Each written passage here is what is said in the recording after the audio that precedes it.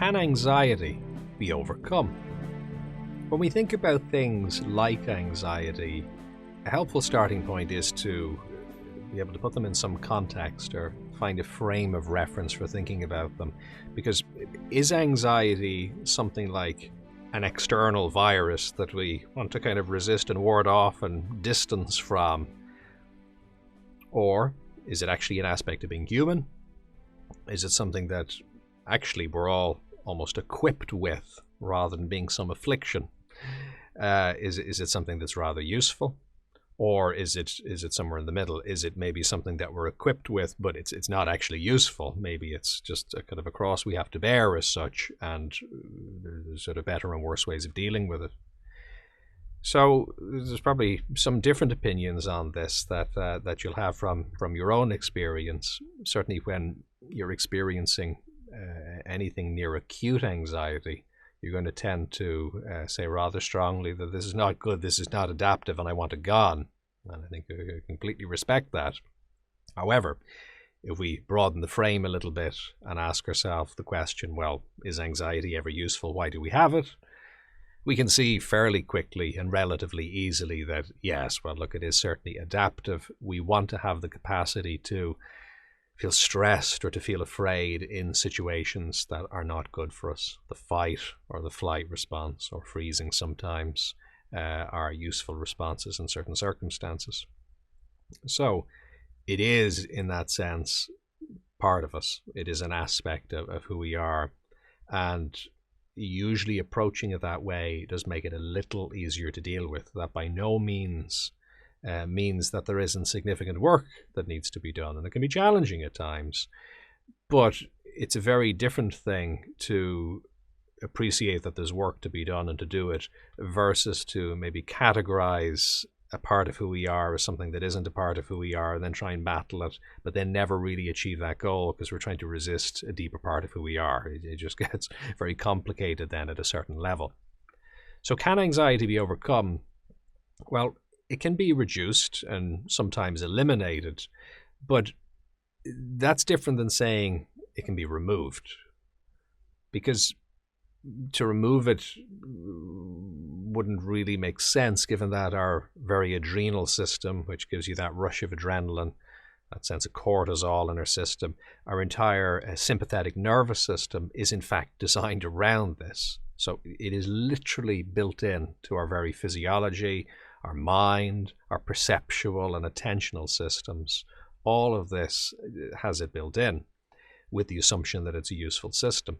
So you're not really going to remove that as a system, but what you certainly can do are find ways of perceiving the world that make it much less necessary for that to be triggered. If you are worried about things a lot, if you're in your own mind allowing the imagination to really inflame the challenges to make them even more bigger and significant in your own mind, that tends to be the equivalent of watching the horror film on TV rather than a comedy, or rather than even something which is maybe challenging but not really scary like a horror film. Because although we know the horror film isn't real on some level, we kind of forget that, and our sympathetic nervous system kicks in, and all of that anxiety, etc., is there then as a way of dealing with the apparent threat that's there. So your system doesn't want to take the risk of not giving you anxiety if it seems that you need anxiety. It would rather you have anxiety and don't need it than not have it if you do need it, because for survival, that's usually, traditionally, historically, and by that I mean over thousands of years, was a useful mechanism that got your ancestors to this point, and that's why you're here right now. So if you think of anxiety over the course of thousands of years and you average it out, it's probably actually been really, really efficient and effective. However, ironically, the better we do, sometimes the more that safety feature becomes a problem, because now it's not really a fit for the kind of lifestyle that we're living today necessarily. So it can be a bit tricky. So yes, by managing thoughts, by focusing maybe more on what you want rather than on what you don't, by managing attention, your relationship with your body, etc., all the stuff we're focusing on, that can definitely help to reduce and in many cases eliminate. But that doesn't mean you're removing the anxiety necessarily, and there's going to be massive individual differences as to the level of improvement that's possible here. So changing how much is there to begin with is one thing. The other thing to recognize is that regardless of how low stress levels can be brought, is that even if they're there to some degree, they can be harnessed and they can be used. As part, I work with anxiety as one of my main areas of specialization, but one of the interesting kind of side applications of anxiety and stress work is working with stage performers, working with athletes, working with people like that who have to kind of go on at a certain point. And some people, it's true, will manage to feel relatively relaxed about a performance, let's say public speaking or a live broadcast or something like that. There are people who can do that. You don't really need to achieve that, but there are some people who are rather the opposite, that they'll have actually a good bit of stress about them.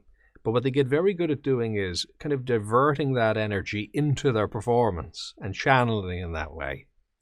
Now, it does depend, granted, to some degree, what it is you're doing. There are some types of things that lend themselves to that a bit more. I remember in a psychology book years ago seeing a list of the various different sports and kind of the level of adrenaline or emotional arousal that it's appropriate or okay to have before them. And things like rugby were up much higher. Things like snooker were down much lower on the list. So there are, of course, individual differences in terms of just the physicality of it, how steady you're going to need to be, attention, etc.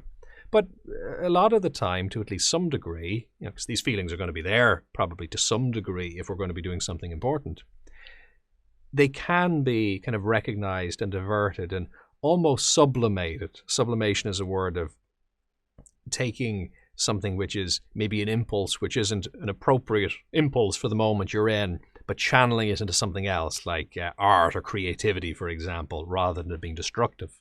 So I wouldn't quite go as far as sublimation, I think, when talking about anxiety, because that would presume that we're saying anxiety is inherently negative to begin with or is inappropriate, and I don't necessarily agree in advance that that's true. It may be in the circumstance, of course. But this idea of diverting and bringing the energy of those feelings into something useful could be good. So that can be another thing you can do. So maybe you're shifting your perspective so there's a little bit less of it. But to the degree there's some there, you're also kind of owning that and saying, okay, let me use that to actually help me focus on the person I'm communicating with in the case of social anxiety. If we have concern about work, let me kind of take that energy, like a judo move where the force against you, you're kind of taking that and using it to your advantage.